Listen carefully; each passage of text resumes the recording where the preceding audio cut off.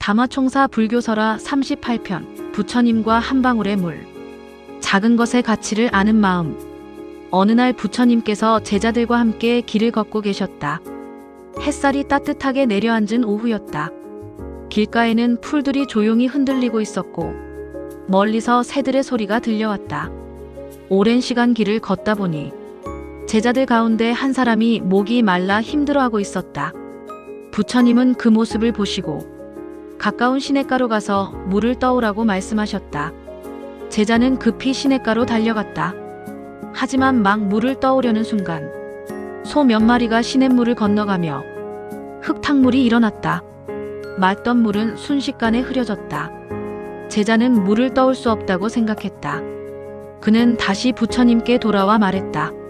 세존이시여, 시냇물이 너무 흐려져서 물을 떠올 수 없습니다. 부처님은 잠시 미소를 지으며 말씀하셨다.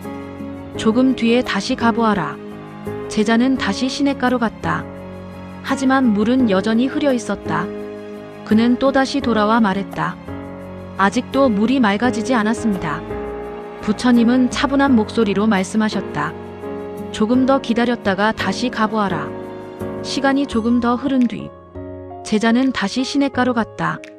이번에는 놀라운 일이 일어났다. 조금 전까지 흐려 보이던 물이 조용히 가라앉아 맑아져 있었다. 흙과 모래가 바닥으로 가라앉자 물은 다시 투명하게 변해 있었다. 제자는 맑은 물을 떠서 부처님께 가져왔다. 부처님은 그 물을 바라보며 조용히 말씀하셨다. 방금 그 물을 보았느냐? 제자는 고개를 끄덕였다.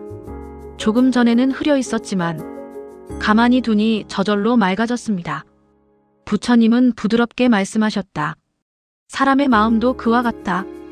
화가 나고 마음이 흔들릴 때 억지로 해결하려고 하면 오히려 더 흐려진다. 제자들은 조용히 그 말씀을 들었다. 부처님은 계속 말씀하셨다.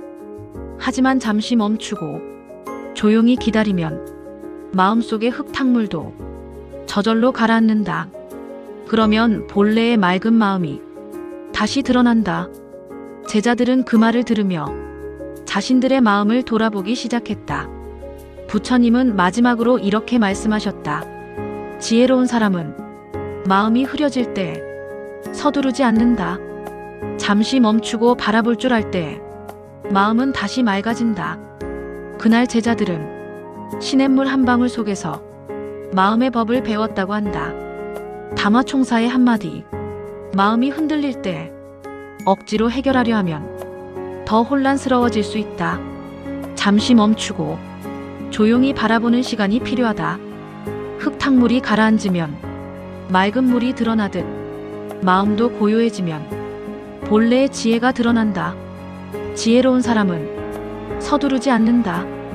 잠시 멈출 줄 아는 사람이 마음을 밝히는 사람이다. 이 이야기는 천년향화지지 청주 벽사초불정사에서 전해드립니다. 불자 전용 프리미엄 천년의 뜰봉한당 문해 0432961081